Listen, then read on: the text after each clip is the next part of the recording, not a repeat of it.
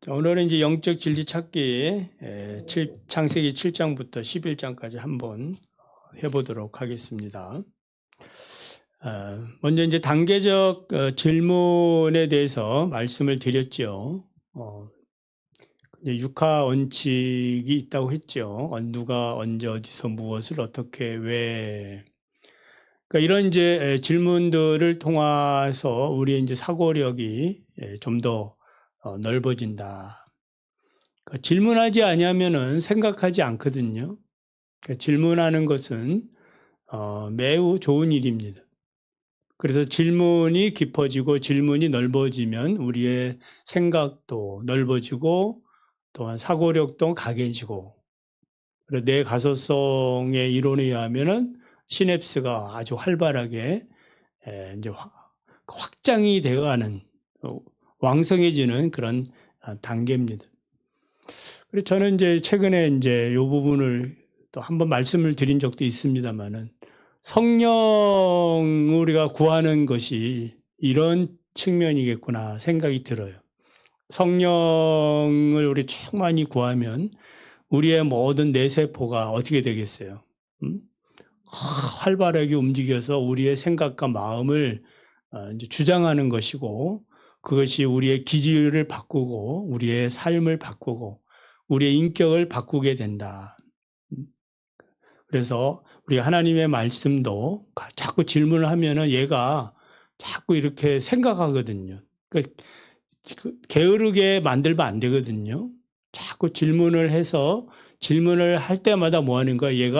내가 깜짝깜짝 놀라는 거예요. 왜 그래요? 왜 나를 괴롭혀요? 나는 조용히 살고 싶단 말이에요. 아무것도 안 하고 그냥 다 게으르게, 예? 어떤 판단도 안 하고 그냥. 그래서 그 TV 같은 거 보면은 그래서 바보 상자라 그러는 거거든. 그러니까 질문 같은 거 안 하고 그냥 보거든요. 그래서 다큐멘터리나 이런 걸 보게 되면 질문하게 돼요. 뉴스도 봐도 질문하거든. 왜 정치가 저런가? 왜 저 사람은 저렇게 생각하는가? 그런 이제 사고력이 필요한 것들을 해야 됩니다. 두 번째 질문이 이제 심화 질문이라고 했죠. 꼬리에 꼬리를 무는 질문, 연쇄 질문. 그래서 심화 질문이라는 말로 이제 통일합니다. 심화 질문을 이제 주로 저와 여러분이 성경을 보면서 이제 하도록 하겠습니다. 자, 이 이제 영적 진리를 찾는데 세 가지가 있다 했죠. 지난주는 안 했거든요. 왜냐하면 질문을 이렇게 많이 하다 보니까 질문을 이렇게 하는구나 하다 보니까 이제 요 영적 진리를 말하지는 않았는데, 첫 번째가 뭐라 했어요? 정의 무엇은 무엇이다. 무엇은 무엇이다. 오늘 이제 요거 할 겁니다. 그리고 조건입니다. 두 번째는 뭐뭐 하면 뭐뭐 한다. 이제 이거는 뭐 조건 비슷한 그러한 그 문장이면 되는 겁니다. 세 번째는 명령입니다. 명령. 뭐 많지만은 요 세 가지만 아시면 되고, 그리고 이제 오늘부터 이제 요 세 가지와 하나 더 적용까지 한번 해보도록 하겠습니다. 자, 그 영적 진리를 찾는 것이 이제 질문 통해서 찾고, 또 찾았으면은 그거를 이제 말로서 개념화 시키는 게 뭐예요? 정의, 그 다음에 조건, 그리고 명령이다. 요 세 가지 중에 하나만 제대로 해도 사고력을 왕성시키고 하나님의 말씀을 읽고 나름대로 이렇게 정리를 했다 이 말이에요. 그냥 읽은 것으로 끝나면 안 되고 정의를 하든지 어떤 조건을 말하든지 또 명령을 하든지, 그러면은 그 우리가 읽은 말씀에 대해서 뭐 한 거예요? 나름대로 이렇게 하나 정리를 했다 이 말이에요. 그리고 더 나아가서 적용까지 하면 이제는 참 좋은 그런 묵상이 됐다라고 말씀드릴 수 있습니다. 창세기 7장을 보면 이제 홍수 시작이죠. 하늘이 열리고 비가 쏟아졌습니다. 홍수는 40일간 계속되었습니다. 이게 이제 내용이고, 자, 1절을 보면 너와 온 집은 방주로 들어가라. 여러분은 성경을 이렇게 보시면 되겠어요. 자, 1절 7장입니다. 너와 온 집은 방주로 들어가라. 이 세대에서 내 앞에 의로움을 내가 보았다. 라고 했는데, 자, 질문이 뭐겠습니까? 하나님이 노아를 통해서 본 의로움이란 무엇인가? 이게 이제 궁금한 거죠. 그 의로움이 뭐냐? 방주로 들어가라. 이제 구원을 시키겠다는 말씀 아닙니까? 노아를 선택해서 방주를 짓게 하고, 그리고 내 세대에서 내 앞에 의로움을 보았다. 의로움은 뭘까요? 하나님이 본 의로움이란, 물론 이제 그 노아 방주를 짓기 전에 하나님께서 노아를 선택하죠. 은혜로 선택한 것도 있고, 그 다음에 이제 방주를 다 짓고, 이제 그 방주 안으로 이렇게 이제 들어가라고 하면서, 이 세대에서 내 앞에 의로움을 내가 보았다. 그 의로움이란, 어떤 내용이 있죠. 그것은 방주를 완성한 거 아니겠습니까? 그 120년, 뭐 아니면 그 기간, 긴 세월 동안에, 누가 뭐라고 하든지, 얼마나 조롱과 그 핍박이 많았겠습니까? 뭐 비를 구경한 적이 없는데 무슨 뭐 홍수가 나고 또 배도 이렇게 구경한 적이 없는데 모든 게 다 처음인데 그 낯선 것들을 뭐 하는 거예요? 그 오랜 100년이 넘는 오랜 세월 동안에 그걸 만들고 그리고 또 뭐라 그래요? 취미로 만드는 게 아니라 홍수가 온다, 심판이 온다. 이런 메시지까지 그렇게 하는 것 자체가 하나님의 말씀에 대한 무엇이에요? 노아의 순종 아닙니까? 그래서 우리의 의로움이 있다면은 뭐 어떤 의로움이겠어요? 하나님의 말씀에 순종하는 것. 그러니까 예수 그리스도의 그 복음을 우리가 믿고 순종하는 것. 그것이 의로움이다. 그래서 왜 의로움이 구원의 조건이 되는가? 왜 의로움이 구원의 조건이 되는가? 구원받는 조건으로 이렇게 말씀하고도 있잖아요. 내가 의로움을 보았다. 그러니까 믿음 아니겠습니까? 믿음은 바라는 것들이 실상이고 보지 못하는 것들이 증거라고 하기 때문에 그런 이제 믿음을 하나님이 보셨다. 자, 이제 주제는 제가 이제 은혜라고 잡았습니다. 은혜. 자, 은혜. 자, 정의를 한번 내면 은혜는 무엇이다. 이렇게 가로 넣기 하면 됩니다.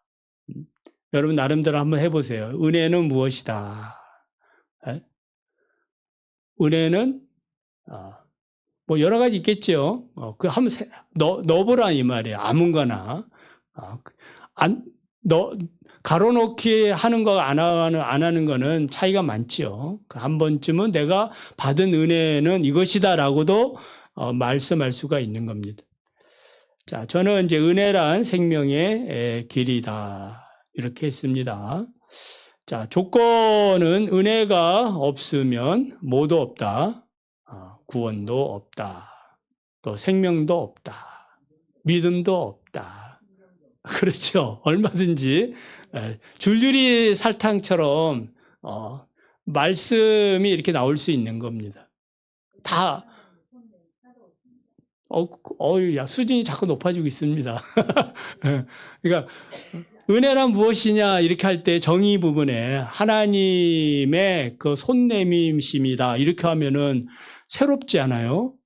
그냥 은혜는 뭐 생명의 길이다. 이거는 이제 뻔한 얘기고 이런 뻔한 얘기들을 식상하지 않게 하나님의 구원의 손길이다. 그리고 목자의 지팡이다. 다 맞잖아요. 그렇죠?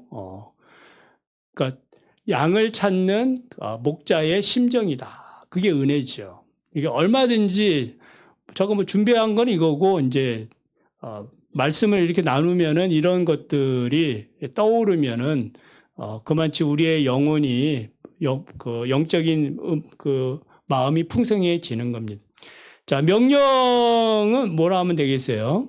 은혜 받은 자로 살라. 은혜를 추구하라. 말씀에 순종하라. 이게 다 여기에 관계된 말씀들은 다 그 해당이 되는 말씀입니다. 자, 적용은 안 해봤죠. 자, 구원을 받기 위해 은혜 외에 다른 길은 없는가? 자, 다른 길은 있겠어요? 없겠어요? 있습니까? 예. 그러니까 다른 길은 없는가? 그러면 다른 길을 찾는 사람들도 많지요. 그러니까 하나님이 제시해 주신 길, 예수님이 나는 길이요 진리요 생명이라. 하나님께로 가는 다른 길은 없다라고 말씀했는데 다른 길을 찾는 것. 그래서 갈라디아서 이런 데 보면은 다른 복음은 없다라고 얘기하거든요. 오직 예수. 우리가 너희에게 전한 복음 외에 천사가 와서 전해도. 그러니까 이런 복음에 굳게 서 있어야 그 이단의 가르침에 빠지지 않아요. 왜냐하면 다른 길은 없는데 지금 우리가 요 구원받기에 은혜에 다른 길이 없는가라고 했을 때 없다라고 해야 되지. 있습니다. 누가 그러는데 거기에 구원이 있다 그러는데요. 직통 계시를 받았다고 하는데요. 그러면 이제 우리의 믿음의 구원의 가치관이 지금 흔들리고 있다라는 증거가 됩니다. 자, 16절을 보면 여호와께서 그를 들여보내고 노아를 들여보내고 문을 닫으셨다라고 했습니다. 자, 질문이 있죠. 이제 문을 닫았다는 의미는 무엇인가? 그리고 왜 문을 노아가 닫지 않고 하나님이 닫으셨는가? 궁금하죠? 궁금 안 하나요? 그러니까 이 내용은 무엇을 말하는 것 같아요? 그렇죠. 저하고 이제 내용이 근접하고 있습니다. 하나님의 어떤 주권을 얘기합니다. 그러니까 노아를 선택한 것도 하나님의 은혜의 주권이고, 그리고 방주를 짓게 한 것도, 그리고 그 노아 방주 안으로 들어가라고 하신 분도 하나님이시고, 그리고 그 문을 닫으신 분도 하나님이시고. 그러니까 이 모든 구원의 여정에 있어서 하나님의 은혜가 아니고서는 우리는 아무것도 할 수 없는 연약한 죄인임을 고백하게 되는 겁니다. 자, 그래서 정의란 그 주제가 주권이라고 하면, 자, 구원은 하나님의 절대적 주권하에 있다. 주권이란 무엇이냐? 하나님의 절대적인 은혜다. 또 우리를 향한 하나님의 열심이다. 그 다 주권이잖아요. 그 주권을 가졌는데 뭐 횡포를 부린다든지 뭐 자기 마음 어떤 독재자의 그런 그 태도를 가진다면은 그건 주권의 의미가 없는 거죠. 백성들은 뭐 하는 거예요? 고통을 당하고 또 아파하고 눈물을 흘리거든요. 근데 하나님이 가지신 주권은 절대적인 사랑이다. 이렇게 말할 수도 있습니다. 그래서 오늘 우리가 이렇게 하나님 앞에 나온 것도 하나님의 주권 하에 그 사랑 안에 우리가 있는 거예요. 믿으시면 아멘. 그래, 조건이 있다면은 하나님의 주권이 없으면 뭐 구원도 없다, 생명도 없다. 순종하는 것까지도 하나님의 주권에 있어요. 우리 새벽에 그 열왕기하 24장에 보면은 하나님께서 그 자기 백성들을 뭐예요? 그 사하시는 것을 즐겨하지 않는다 했거든. 그러니까 하나님의 주권은 뭐예요? 사하시는 것을 좋아하시는 것이 하나님의 주권이거든요. 그걸 그 죄인을 용서 안 하는 게 하나님의 주권적인 능력은 아니건데. 그러면 그 의미는 뭐라고 했어요? 왜 하나님은 즐겨하지 않는가? 죄인들의 죄를 사해 주는 걸 즐겨하지 않는가? 그 이유는 무엇 때문에요? 회개하지 않아서다. 그러니까 하나님의 주권에 어떠한 제한 사항이 있는 것은 무엇 때문이에요? 우리가 하나님을 부르짖지 아니하면은 하나님도 어쩌지 못하는 그러한 분이시다. 그러니까 하나님에게는 우리가 어떤 태도에 따라서 달라진다라는 말이에요. 오늘 우리가 잘못해도 또 내일 하나님 용서하십시오. 하나님 저를 축복해 주십시오. 이러면 하나님은 그 하나님의 주권의 성향상 뭐 해주는 거예요? 죄를 용서해 주고 축복해 주는 겁니다. 자, 명령은 하나님의 주권하에 살아라. 자, 적용점이 있는데 적용점은 자, 그럼 여러분이 한번 해보실래요? 적용점은 하나님의 주권이니까 하나님의 주권은 아까 이제 어디까지냐 이 말이에요. 그 범위가 그런 질문들을 할 수 있어요. 하나님의 주권은 나의 그 모든 문제, 인생의 문제까지 다 알고 있는가? 알고 있죠. 예수님이 뭐라 그러셨어요? 아버지는 우리의 머리털까지 다 알고 계신다. 오늘 머리를 감으셨다면은 빠진 것까지도 아시는 분, 그만치 세심한 것이 하나님의 주권이다 이 말이에요. 그래서 이런 주권 신앙을 믿을 때에 우리가 결코 넘어지지 아니하고 또 여러 가지 고난 가운데서 승리할 수 있는 원동력이 되는 겁니다. 자, 8장을 보겠습니다. 자, 내용은 이제 방주는 아라랏산에 머물게 되고 거기서 이제 물이 다 빠진 다음에 하선과 노아의 가족 8명은 번제를 드리게 됩니다. 자, 21절을 보면 자, 여호와께서 노아가 드린 번제의 향기를 받으시고 결심한 것은 무엇인가? 무엇을 결심하셨어요? 다시는 내가 사람으로 말미암아 땅을 저주하지 않겠다. 그럼 질문이 왜 하나님은 다시는 사람으로 말미암아 땅을 저주하지 않겠다라고 말씀하시는가? 이게 중요하죠. 왜 하나님이 내가 다시는 사람으로 말미암아 그동안의 노아 홍수의 본질은 뭐예요? 사람의 죄과 과정에서 사람을 창조한 것을 하나님이 후회하셨다고 할 정도로 그 사람을 이제 뭐 해야 돼? 처리를 해야 되거든요. 근데 노아가 이제 번제를 드린 다음에 하나님께서 하시는 말씀이 내가 다시는 사람으로 말미암아 땅을 저주하지 않겠다. 왜 그러셨는가? 무엇 때문에? 우리 태경 집사님 무엇 때문에? 네? 자, 고민하면 안 됩니다. 바로바로 나와야지. 이게 뭐지? 그러면은 뭐지? 그러면은 내가 뭐지? 이게 생각하거든. 그러니까 그러면 내가 그때부터 생각하려고 한다 이 말이에요. 그냥 처음부터 들으면서 이 의미가 뭘까? 무엇을 의미하지? 하나님, 성령님 도와주십시오. 이렇게 들으시기 바랍니다. 뭐지? 이렇게 물으면은 얘가 뭐지? 이렇게 생각해. 늦었어요. 그러면은 사고력이 더디 간다 이 말이에요. 자, 땅을 저주하지 않는 이유는 무엇 때문에? 예배를 받으셨기 때문이다. 그러면 또 질문할 수 있죠. 왜 하나님은 예배를 좋아하시는가? 그래서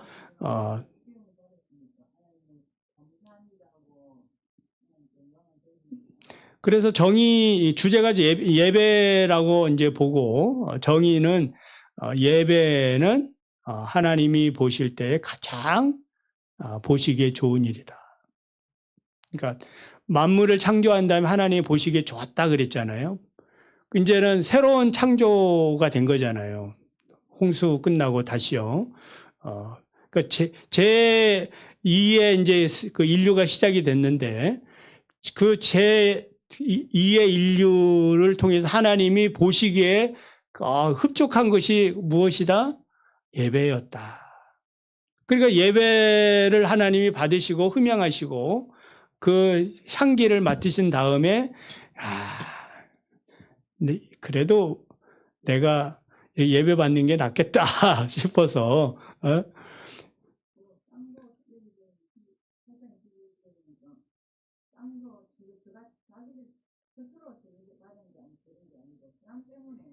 그렇지. 예. 그래서 참된 예배는 언제 회복이 되는 가 이렇게 질문이 더 이렇게 깊어질 수 있어요. 그러니까 만물이 회복되는 예배가 있을 수 있을까? 지금 여러분 얘기 들으면서 지금 저가 하는 거예요. 그러니까 로마서를 보면은 이제 하나님의 아들이 오기를 만물이 지금 고대하거든. 자기들도 지금 막 탄식을 하면서 뭐 하고 있는 거예요. 고통을 당하고 있는 거거든요. 그러니까 예수 그리스도가 오시는 그날에 이제 만물이 회복이 되는 거죠. 이사야에서 보면 사막에 샘이 넘쳐 흐르리라, 어린아이가 독사골에 손을 넣고 장난쳐도 물지 않는 그 메시아의 나라가 이제 오는 거예요. 그러면 그 메시아의 나라를 고대하는 사람들이 할 수 있는 가장 좋은 일은 무엇이다? 우리가 이렇게 모여가지고 뭐 하는 거예요? 예배 드리는 거, 하나님의 말씀을 듣는 겁니다. 그래서 이제 적용이 이제 먼저 사모님이 얘기해서 예배의 범위는 어디까지냐라고 했을 때에 예배의 범위는 어디까지예요?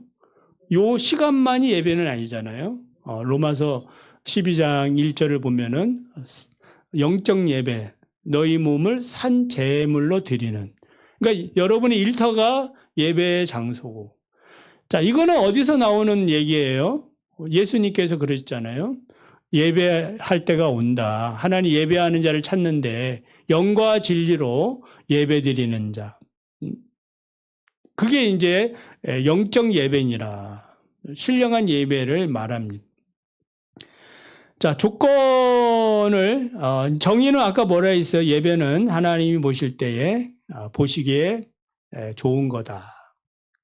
가장 좋은 일을 하나님이 이제 보신 거죠. 노아가 드리는 그 예배를 통해서. 그렇지요. 이제는 자기들밖에 없고, 얼마나 감격스럽겠습니까? 지금 우리 전 인류가 다 망하고 지금 충신교회 요 안에 있는 우리들만이 마지막 남은 인류라 생각하면은 우리가 얼마나 더 사랑하고 예배가 얼마나 감격스럽겠습니까? 그 나의 존재가 뭐 하는 거예요? 이 인류의 저거에 이제 뿌리가 되는 거예요.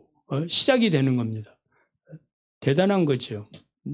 그러니까 그 예배도 감격스러웠던 것이 분명하죠. 자, 조건은 예배를 멀리하면 저주가 가까워진다.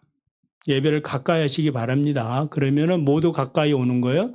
축복도 가까이 오고 하나님의 복이 주렁주렁 맺게 됩니다. 명령은 예배를 사랑하라. 그러니까 예배자가 되라. 늘 예배자가 되기를 원합니다. 지난번에 가인과 아벨 말씀에서 그 예배는 생명을 건 예배잖아요. 그 예배 자기 예배 안 받았다고 동생을 죽일 정도니까 그 예배에 대한 그 가치가 생명 가치거든요.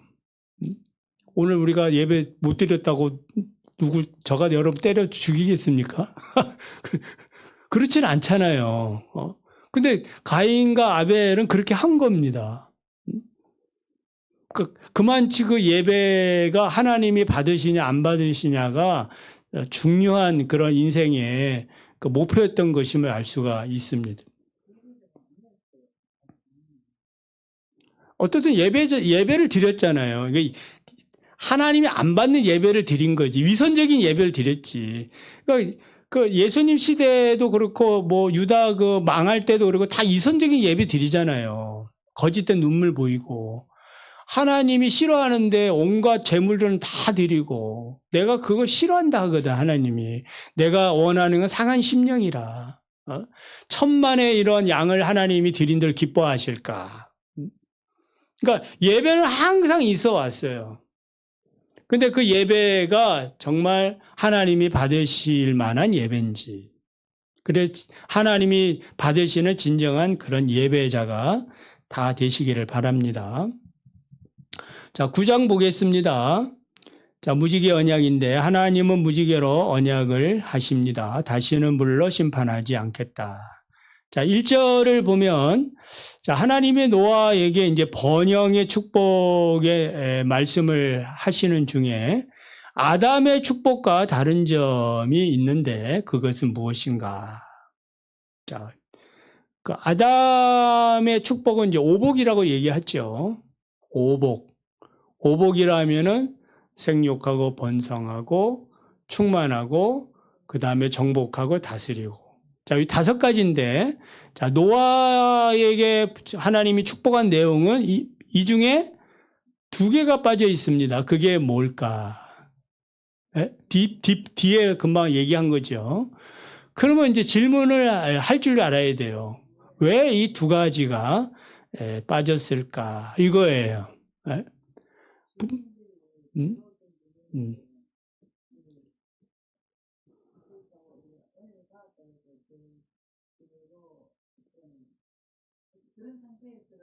음.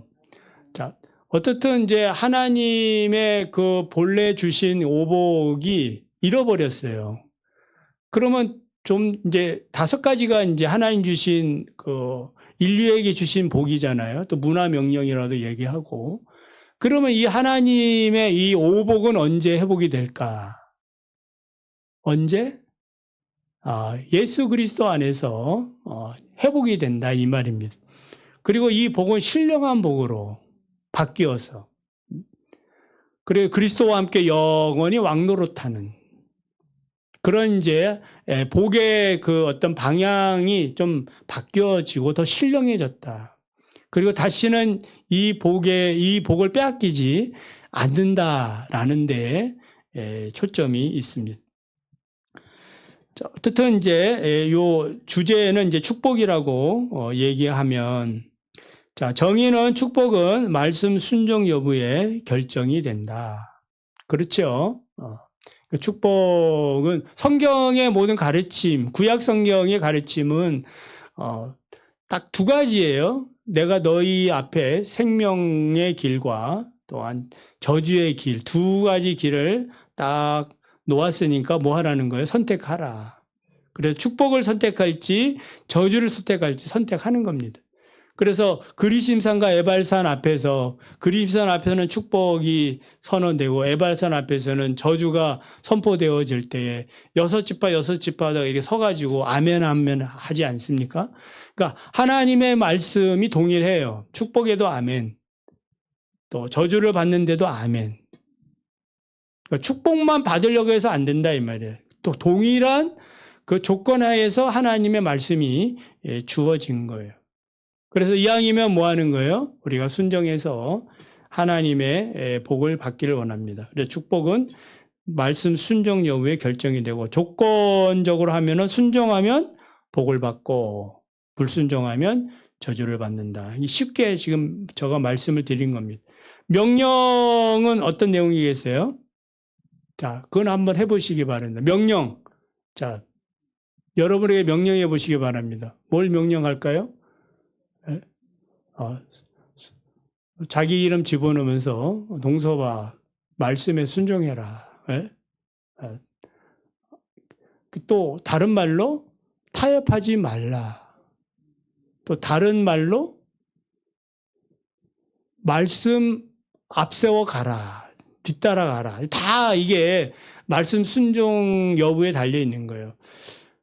그 언약궤 그 요단강 건너기 전에 뭐라 그러셔요? 하나님이 그 언약궤에 그 2000규빗 거리 두고 따라가라고 하지 않습니까? 왜 2000규빗 거리를 두라고 얘기하는 거예요? 하나님의 말씀에 대한 경외감을 얘기하고 있는 거거든요. 그러니까 집중하지 아니하면 뭐해요? 말씀을 잃어버리거든. 그 말씀을 잃어버리지 않도록 뭐 하는 거예요? 거리를 두면서 쫓아가야 되거든. 좌우로 우로 한눈 팔면은 뭐예요? 안 보이거든요. 그래서 제가 전에도 한번 그 차 운전할 때 앞차 따라가는 얘기를 한 적이 있거든요. 그러니까 나는 어디로 갈지 몰라. 앞차만 무조건 따라가야 돼.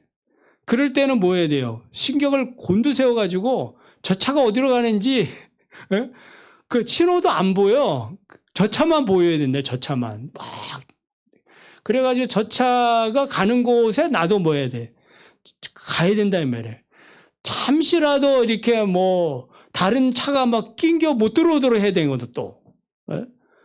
천천히 느긋하게 있다가 다른 차들이 막 이렇게 들어오고 그러면요. 나중에 거리감이 생겨가지고 못 쫓아가거든. 그러니까 딱 그 거리를 유지해가지고 다른 차도 못 들어오게 하면서 내가 저 차를 따라가는 것. 이게 하나님의 말씀을 따라가는 그런 태도다라고 할 수 있어요. 자, 그래서 축복받은 자로 살자. 자, 적용점은 있어요. 자, 내가 축복받은 자로 살고 있다는 증거는 무엇인가? 증거가 있습니까? 여러분이 하나님의 축복을 받고 살고 있습니까? 그러면 그 증거는 무엇이에요? 그렇죠. 여러 가지 있을 수 있겠죠. 증거대라 하면은, 글쎄, 이러면 안 되거든. 내가 하나님의 지금 복을 받고 살고 있는데 그 복의 내용이 있다 이 말이에요. 내가 왜 복을 받았는지. 이런 부분에 대해서 내가 분명하게 그 이야기를 해야 된다 이 말이죠. 그 우리가 요즘 그 바이블 연상기억하면 인출을 해야 된다 이 말이에요. 자꾸 끄집어내가지고 반복을 하고 반복을 할 때에 그게 우리의 믿음이 되고 하나님께 영광이 되는 줄 믿습니다. 자, 16절을 보면 무지개 언약을 주신 목적은 무엇인가? 왜 이런 무지개로 언약을 주셨는가? 자, 무지개는 어디에 떠 있는 거예요? 하늘에 떠 있죠. 땅에 있는 거 아니죠. 무지개 아니죠. 하늘에 이렇게 떠 있다라는 그 이미지는 뭐예요? 그러니까 위를 바라보라 이 말이죠. 그러니까 하나님의 약속이 어디 있는 거예요? 위에 있는 겁니다. 골로새서 3장에 보면은 너는 땅의 것 쳐다보지 말고 찾지 말고 위의 것 찾아라. 그 사람이라는 뜻을 설명했죠. 기억하시는지 또 자꾸 해야지. 사람이란 말은 헬라어는 안드로포스라는 말인데 서서 위를 바라보는 자라는 뜻이거든. 사람이라는 뜻이 그래요. 그러니까 동물은 뭐예요? 본질상 아래를 쳐다보면서 살거든요. 근데 사람만큼은 뭐예요? 고개를 쳐들고 위를 바라보는 존재. 그게 사람이라는 뜻이에요. 근데 사람이 위를 안 보고 땅 보고 또 세상의 어떤 재물 보고 이런 거 보면 사람답지 못하게 사는 겁니다. 편법을 부려서 자기 딸을 대출받아가지고 이렇게 살기도 하고 뻔뻔하게도 막 이렇게 잘했다고 하지 않습니까? 사람 아니거든. 고개를 쳐들면 부끄러운 줄 알아야 되는데 부끄러움을 모르면 사람이 아닌 거예요. 그러니까 무지개 언약을 주신 건 뭐예요? 다른 말로 하면은 언약 하나님께 있고 사람답게 살아라. 멋있죠? 한번 따라해 볼까요? 사람답게 살자. 그러니까 그거는 언약을 지키는 그런 믿음의 태도라고 말할 수 있습니다. 그러니까 내가 하나님의 말씀을 늘 기억하고 있잖아요. 위를 쳐다보는 거예요. 늘 묵상하고 이렇게 할 때에 나는 나다워지는 겁니다. 근데 이 말씀을 잊어버리고 살려고 하는 순간 어떻게 되는 거예요? 나의 정체성은 잃어버리게 된다라는 겁니다. 자, 하나만 더 하고 마치겠습니다. 그 이제 25절인데 거기 25절 그게 이제 요 백미입니다. 여러분은 또 아시는 분도 있을 수 있는데 자, 왜 노아는 함의 아들 가나안을 저주하였는가? 아들이 아니고 이제 손자를 저주를 하게 되는데 자, 이 질문은 좀 더 이제 어렵게 왜 노아가 술 취해가지고 그 인사불성된 그런 이야기가 기록이 되어 있을까? 그리고 둘째 아들이 이제 아버지의 이 수치스러운 모습을 보고 다른 형제들에게 막 나발불지 않습니까? 그러자 이제 다른 형제들은 이제 뒷걸음 쳐가지고 아버지의 수치스러운 물을 덮어주고 이제 이렇게 됐는데, 이제 술에서 깬 노아가 그 하는 그런 그 태도가 있습니다. 그 태도는 무엇이에요? 그 함의 아들을 저주하는, 손자를 저주하는, 그리고 자기에게 선을 이렇게 그 아버지로서 대접한 그 아들들에게는 샘의 하나님을 찬양하고 막 이런 장면들이 나와. 그러니까 영적인 부분을 다루고 있다 이 말이에요. 그러니까 다시 말씀을 드리면은 노아의 이 실수 이 장면은 단순히 뭐 술 먹고 술 취해가지고 뭐 이렇게 주정을 부린 이야기, 도덕적이고 윤리적인 그런 이야기는 아니다 이 말이에요. 성경은 그런 책도 아니고. 그럼 무엇을 가르쳐 주려고 기록을 해 놓았을까가 이제 요 핵심이에요. 자,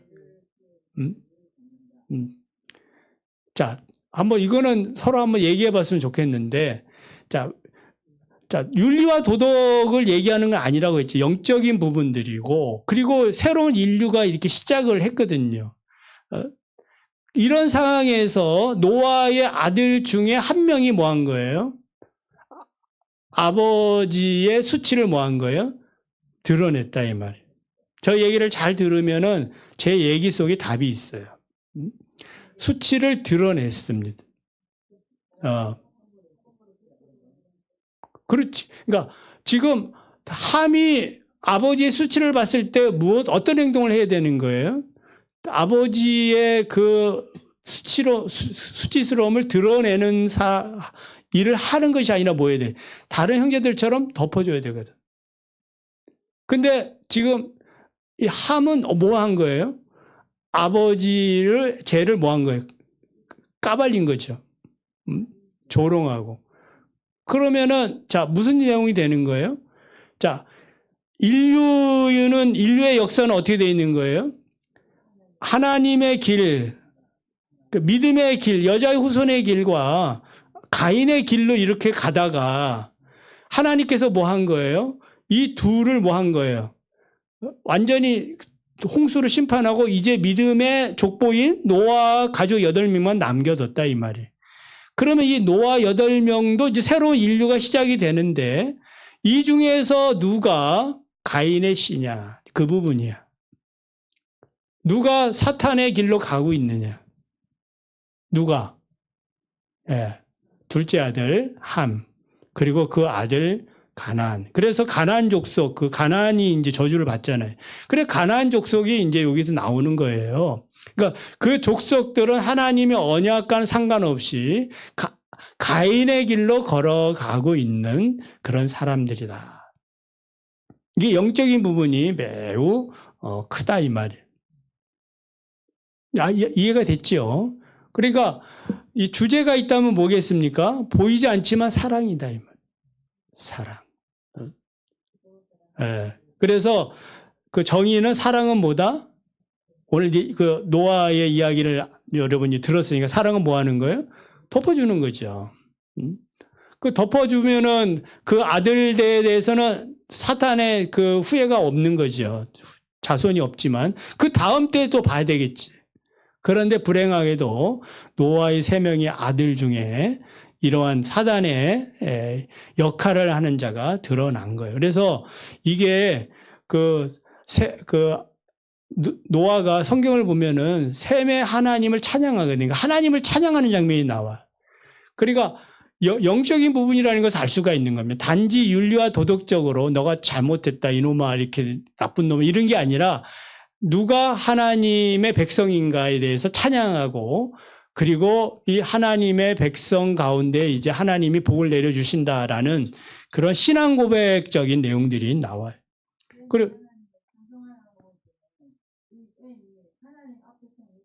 그렇지요. 예. 그렇지요. 그러니까 보이지 않지만 짤막짤막한 그 구절 속에는 신앙 고백들이 있는 겁니다. 하나님을 향한 그런 신앙들. 그 신앙들을 여러분들이 고백하시며 살기를 바랍니다. 그리고 정의는 사랑은 모든 허물을 덮는다. 조건, 사랑하지 않으면은 뭐 한다?